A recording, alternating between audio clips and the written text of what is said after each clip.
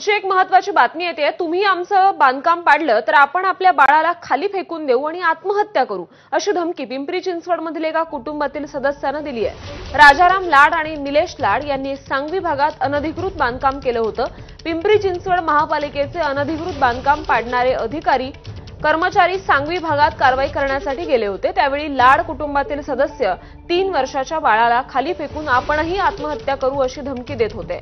चिमुकल्याला जाळीमधून खाली टाकण्याची धमकी देत पथकाला शिवीगाळ केली।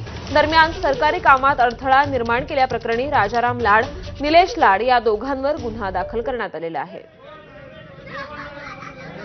सांगवी पोलीस स्टेशनला पुणे पिंपरी चिंचवड महानगरपालिका येथील उपअभियंता श्री श्याम गर्जे यांनी फिर्याद दिली की ते जेव्हा अतिक्रमण कारवाई करण्याकरता गेले असता तेथील घरमालक राजाराम लाड आणि निलेश लाड यांनी त्यांच्या बाळाला खाली फेकून देईल म्हणजे